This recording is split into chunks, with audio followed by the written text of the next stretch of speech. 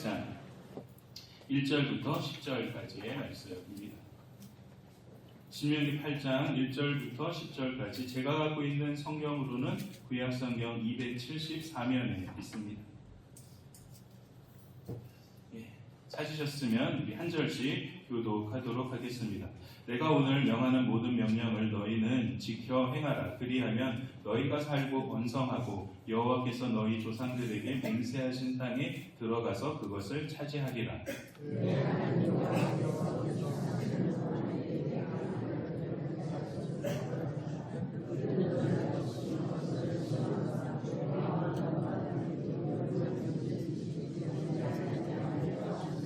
너를 낮추시며 너를 줄이게 하시며 또 너도 알지 못하며 내 조상들도 알지 못하던 만나를 내게 먹이신 것은 사람이 떡으로만 사는 것이 아니요 여호와의 입에서 나오는 모든 말씀으로 사는 줄을 내가 알게 하려 하심이라.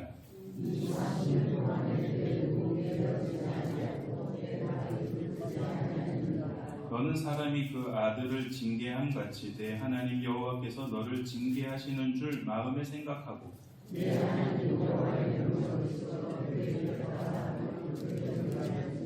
내 하나님 여호와께서 너를 아름다운 땅에 이르게 하시나니 그곳은 골짜기든지 산지든지 시내와 분천과 샘이 흐르고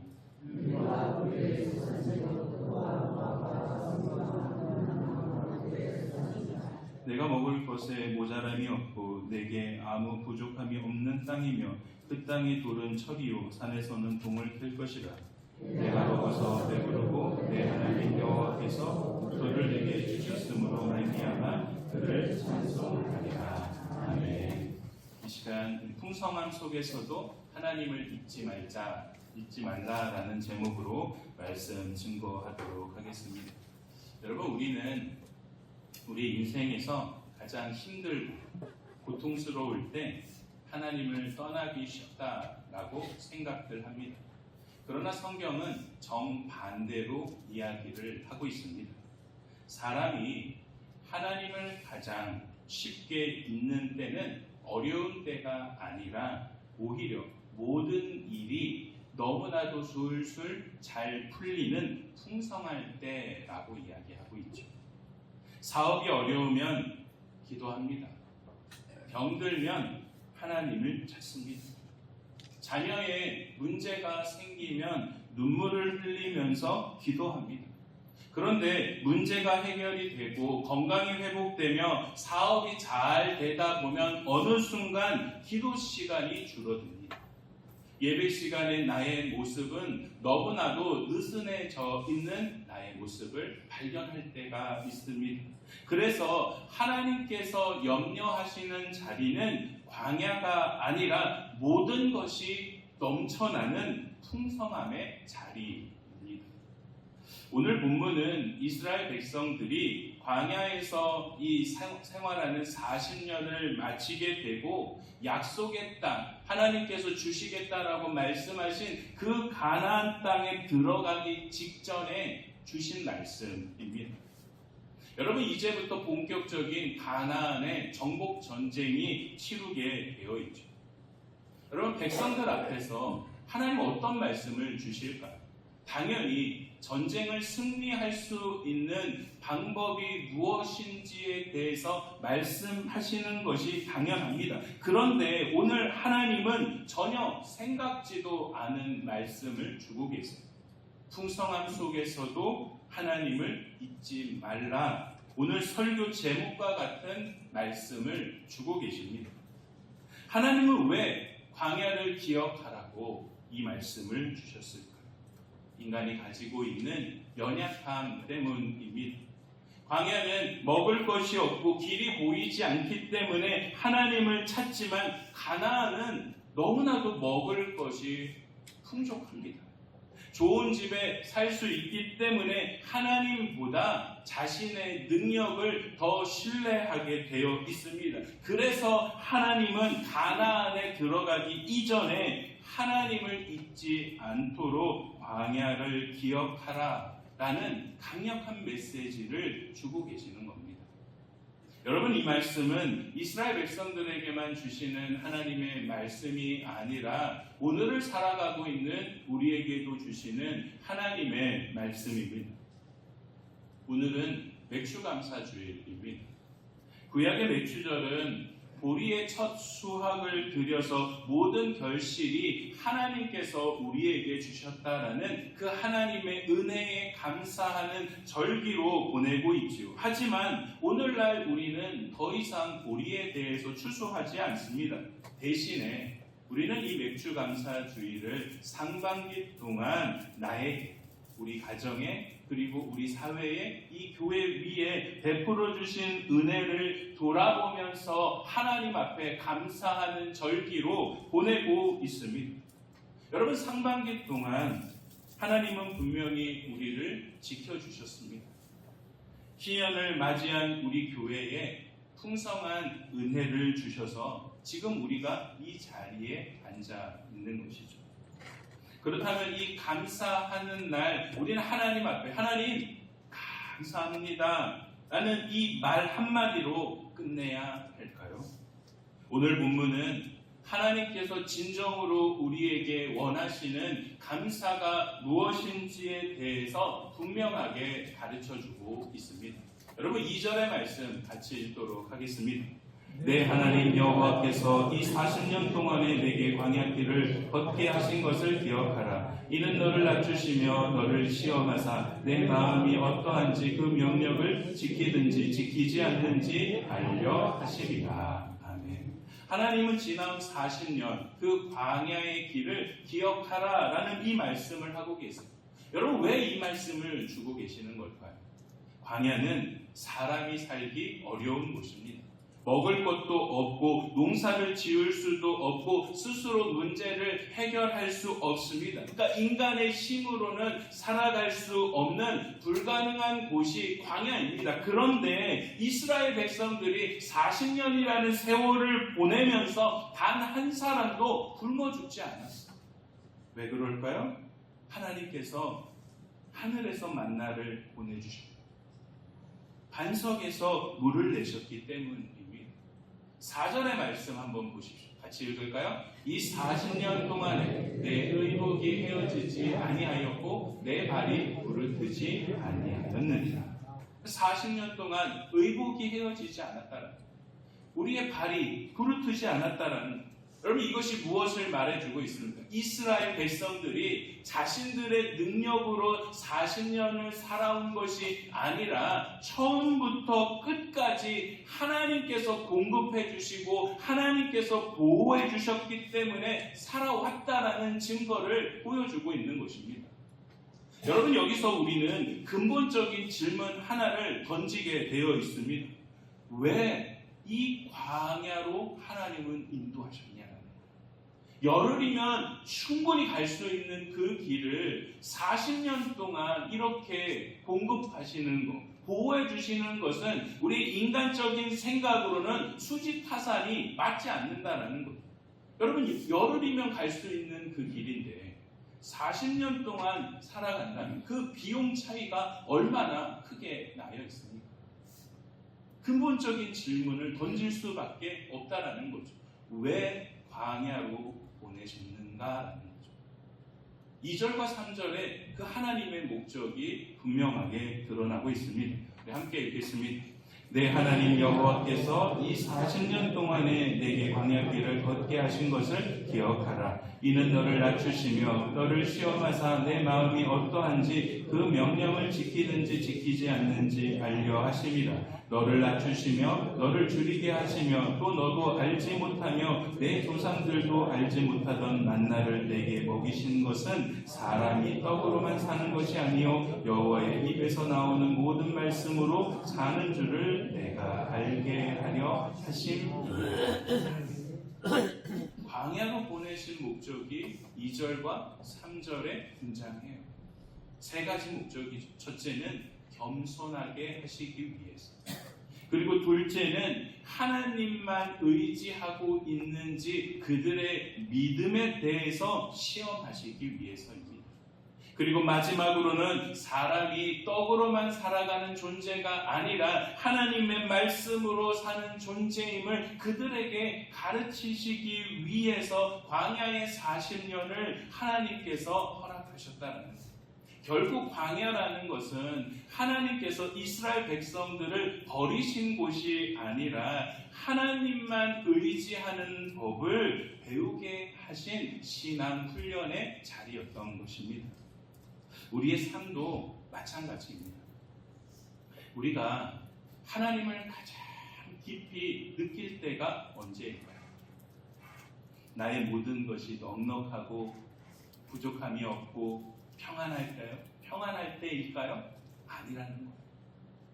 눈물로 기도하던 때입니다. 병상에서 하나님을 붙들 때이고 막막한 현실 앞에서 무릎을 꿇을 때입니다. 여러분, 상반기를 한번 잘 돌아보십시오. 예상치 못했던 어려움들이 우리의 삶에 분명히 있었을 것입니다. 건강에 문제도 있었고, 경제적 어려움도 있었고, 가정에 고민도 있었습니다. 그러나 지금 우리 이 자리에 앉아 있습니다. 우리가 잘 버텨서일까요? 아니라는 거죠. 하나님께서 우리를 붙들어 주셨기 때문입니다. 하나님께서 날마다 공급해 주셨고 날마다 우리를 보호해 주셨기 때문에 지금 우리가 이 자리에 앉아 있다라는 사실입니다. 미국의 유명한 복음성가 작곡가 중에 크로스비가 있습니다. 근데 이 크로스비는 태어난 지 얼마 되지 않아서 시력을 잃게 되죠. 그러니까 사람들이 그의 삶을 너무나도 불쌍하게 여기지만 크로스비는 오히려 이렇게 이야기를 합니다. 내 인생에서 가장 감사한 것은 앞을 보지 못하게 된 것입니다. 만약 내가 볼 수 있었다면 세상을 더 많이 보았을 것입니다. 그러나 보지 못하였기 때문에 하나님을 더 많이 바라볼 수 있었습니다. 광야 같은 그의 고통도 그녀를 절대로 무너뜨릴 수 없었다라는 거죠. 오히려 더 깊은 인생의 삶의 모든 속에서 하나님을 더 깊이 바라볼 수 있었고 일평생 수많은 찬송시를 만들게 되었다라는 사실입니다. 이 시간 그녀가 작곡한 곡을 한번 불러볼까요? 나의 갈 길 나가도록 예수 인도하시니 내 주 안에 있는 긍휼 어찌 의심하리요. 믿음으로 산 자는 하늘 위로 받겠네. 무슨 일을 만나든지 만사형통하리라. 무슨 일을 만나든지 만사형통하리라. 성도 여러분, 오늘 하나님께서 우리에게 물으십니다. 너는 광야만 바라보고 있느냐? 아니면 그 광야에서 베푼 나의 은혜를 바라보고 있느냐? 진정한 감사는 지나온 길에 새겨진 하나님의 은혜를 기억하는 것입니다. 그러므로 여러분, 오늘 이 하루 상반기 동안 내게 임한 하나님의 은혜가 무엇인지를 한번 깊게 묵상해 보십시오. 묵상하다 보면 성령님께서 여러분들의 마음 가운데 지나온 그 하나님의 임재, 그 임재에 대한 은혜를 생각나게 하실 것입니다. 그 순간 우리는 이렇게 고백하게 될 것입니다. 하나님, 그때도 저를 붙들어 주셨군요. 하나님, 그때도 저를 살려주셨군요.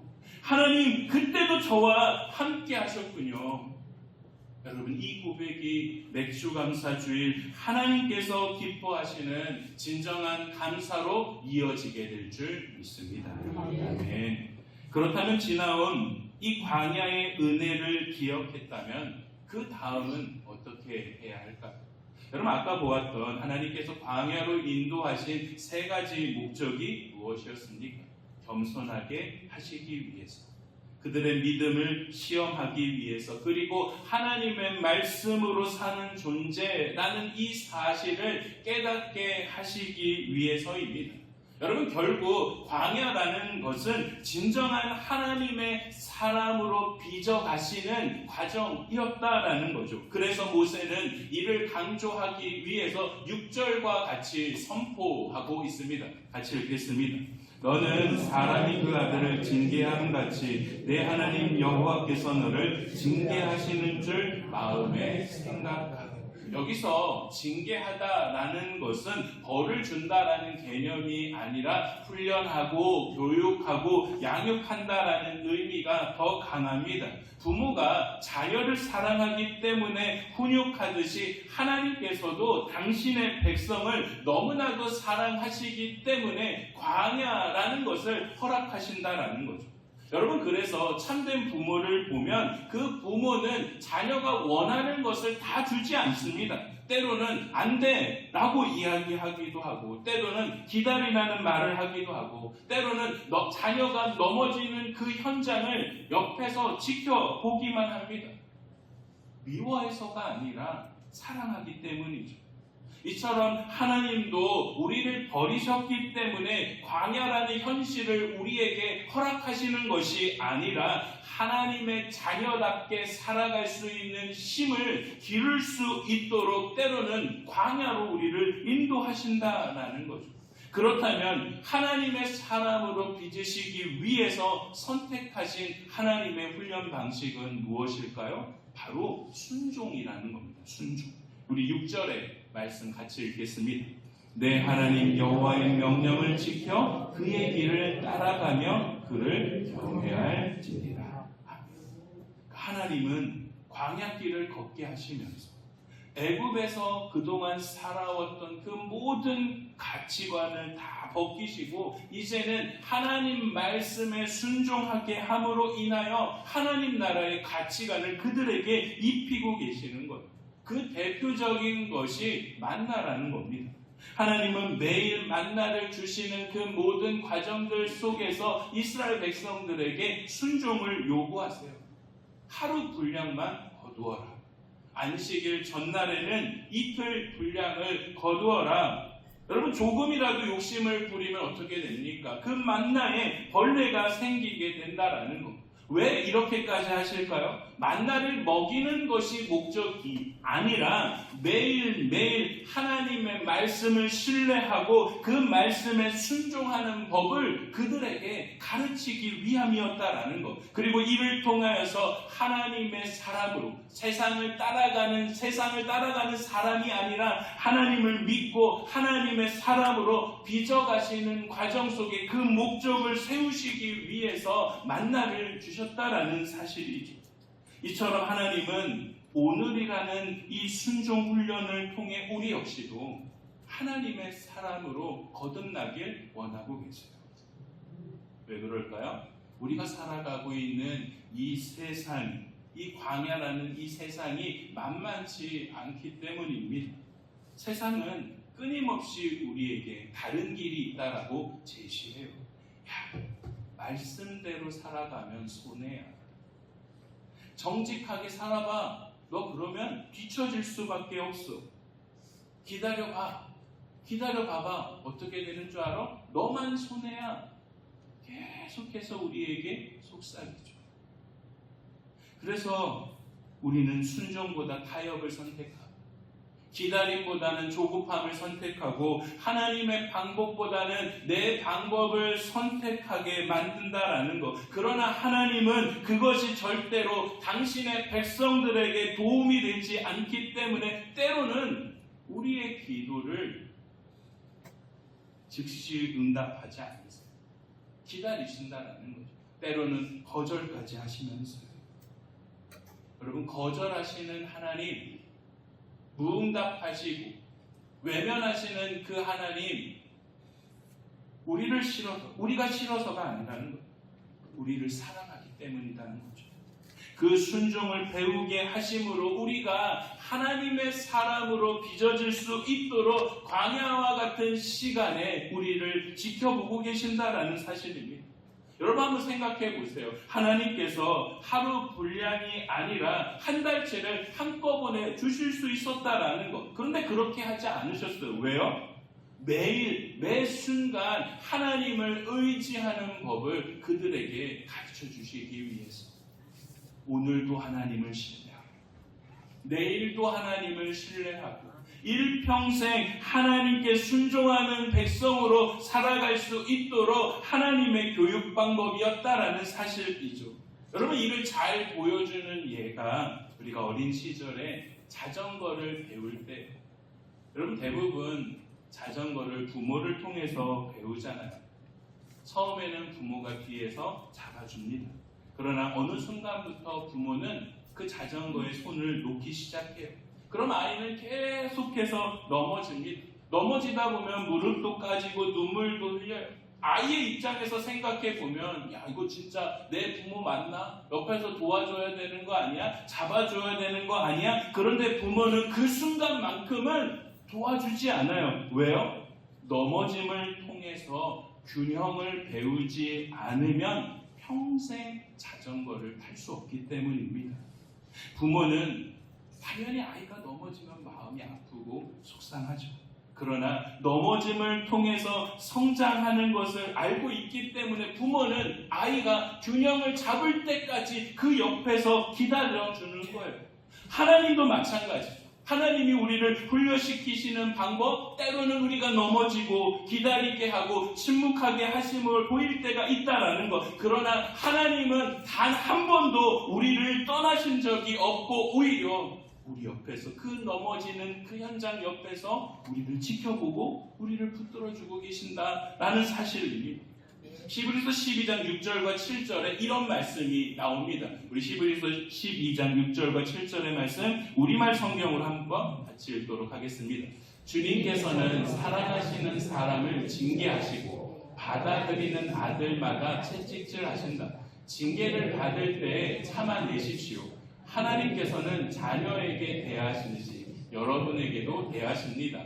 아버지가 징계하지 않는 자녀가 어디에 있겠습니까? 하나님의 징계는 버림받았다라는 표시가 아니라는 거예요. 사랑하고 있다라는 거예요.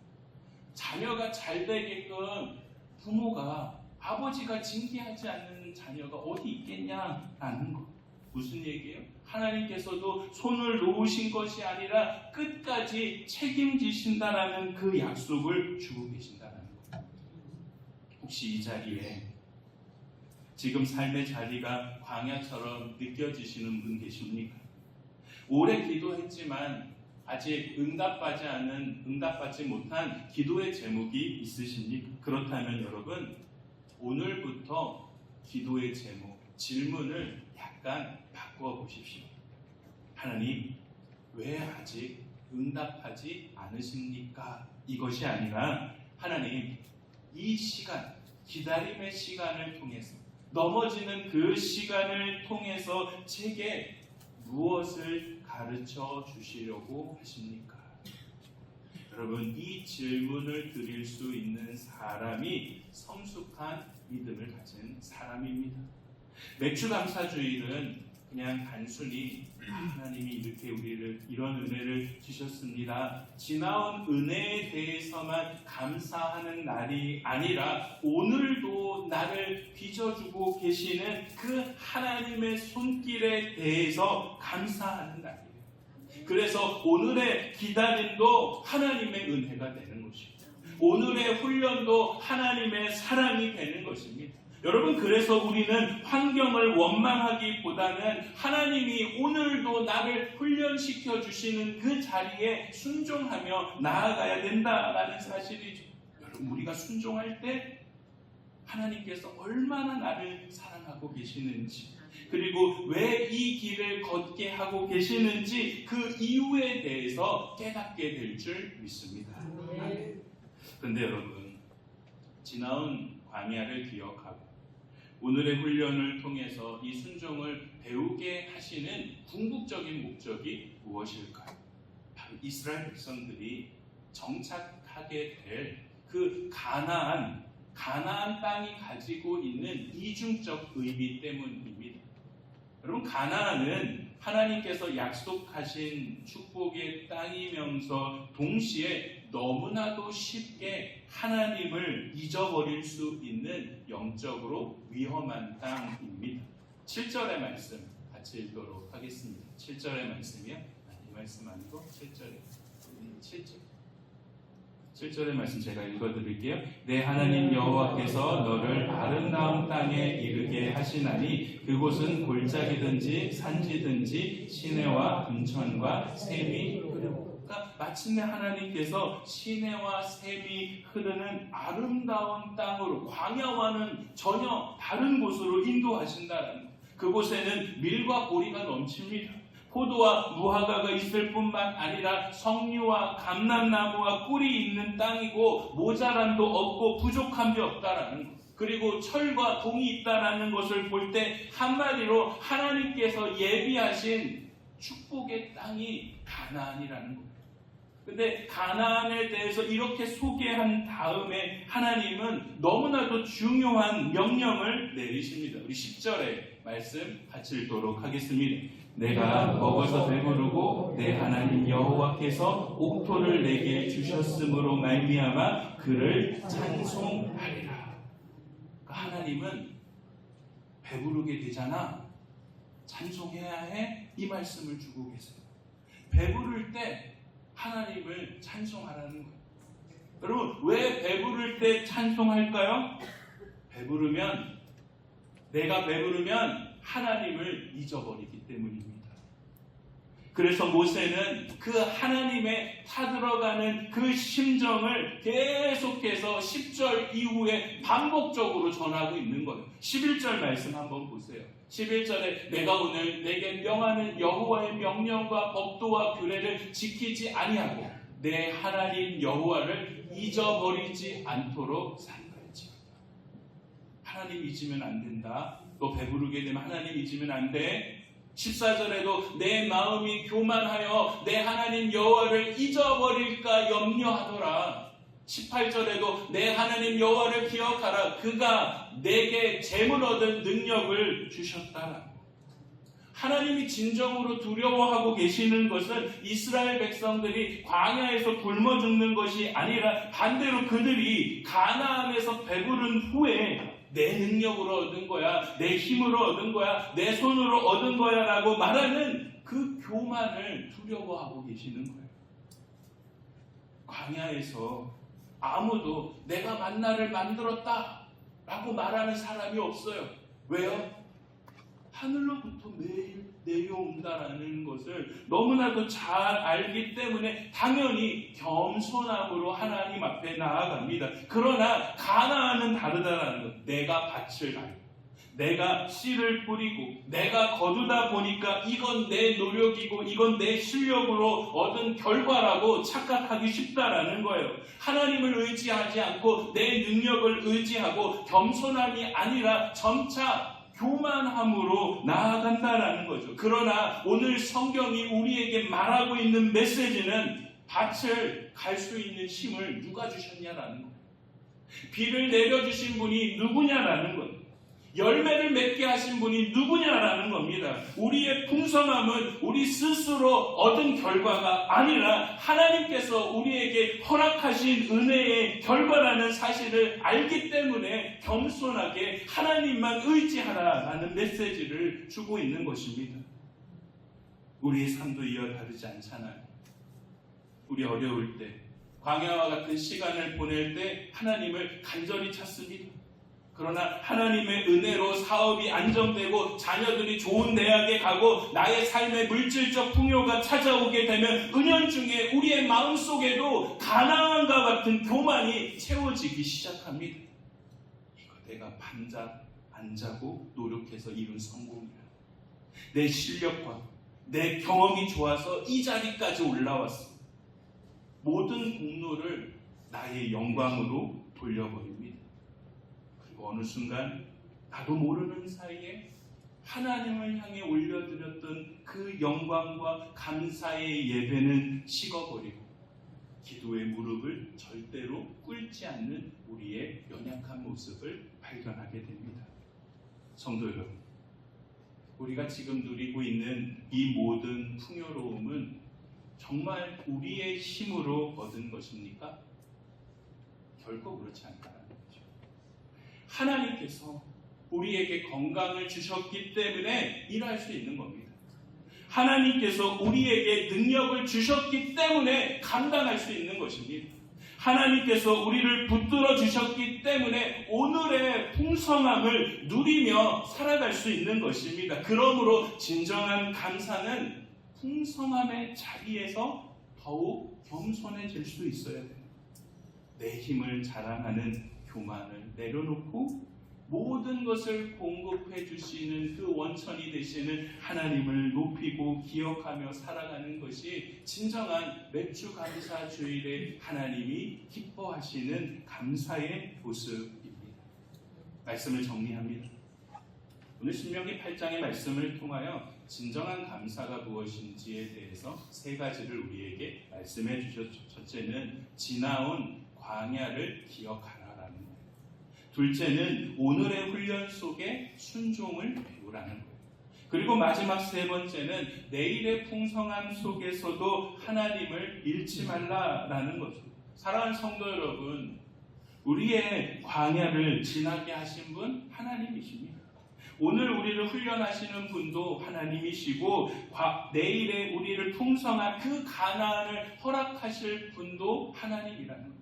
그러니까 우리의 인생의 전반, 과거와 현재와 미래의 모든 주권이 누구에게 있냐면 하나님께 있음을 고백할 수 있고 그 하나님 앞에 순종하며 살아갈 때 1절과 같은 은혜가 우리에게 주어진다라는 것을 말씀해 주고 있습니다. 우리 1절의 말씀 같이 읽도록 하겠습니다. 내가 오늘 명하는 모든 명령을 너희는 지켜 행하라. 그리하면 너희가 살고 번성하고 여호와께서 너희 조상들에게 맹세하신 땅에 들어가서 그것을 차지하리라. 과거와 현재와 미래를 주관하시는 분은 하나님이시다는 거예요.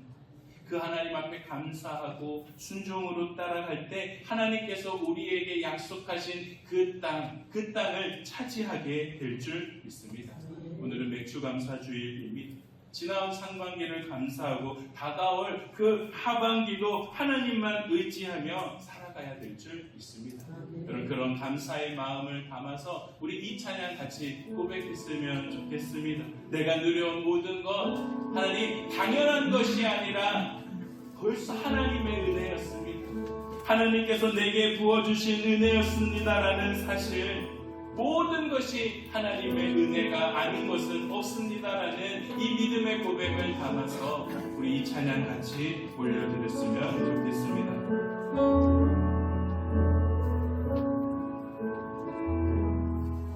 내가 누려왔던 모든 것들이, 내가 지나왔던 모든 시간이, 내가 걸어왔던 모든 순간이 당연한 것 아니라 은혜였어. 아침 해가 뜨고 저녁에 노을,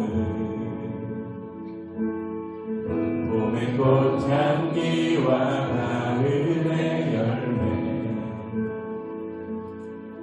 변하는 계절의 모든 순간이 당연한 것 아니라 은혜였어. 모든 것이 은혜,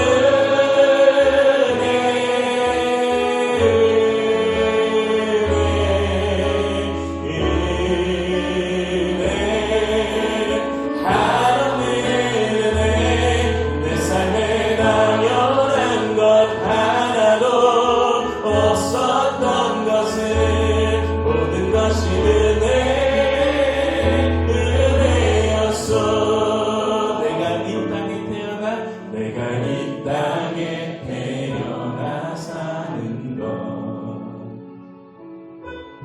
어린아이 시절과 지금까지 숨을 쉬며 살며 꿈을 꾸는 삶,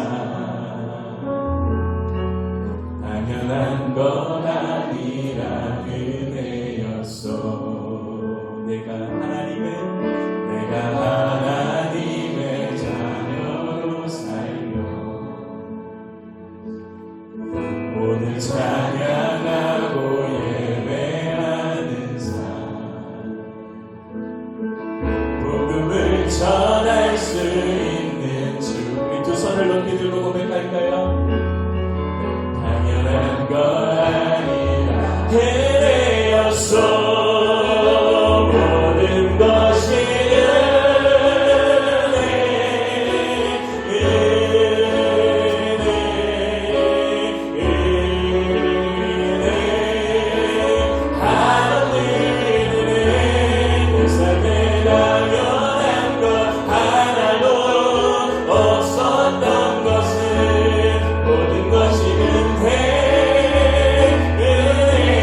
모든 것이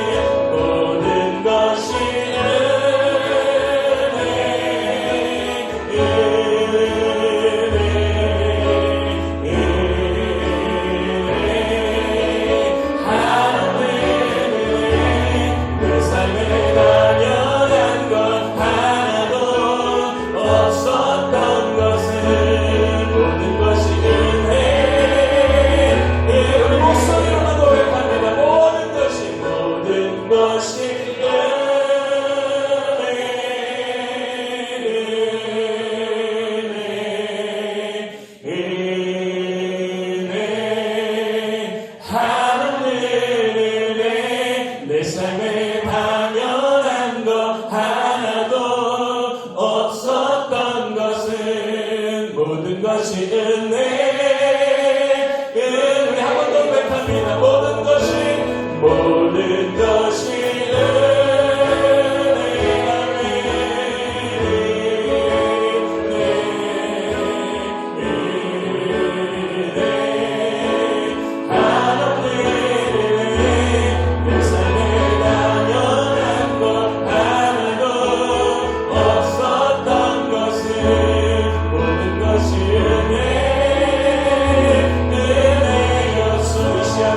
기도했으면 좋겠습니다. 하나님, 모든 것이 하나님의 은혜입니다.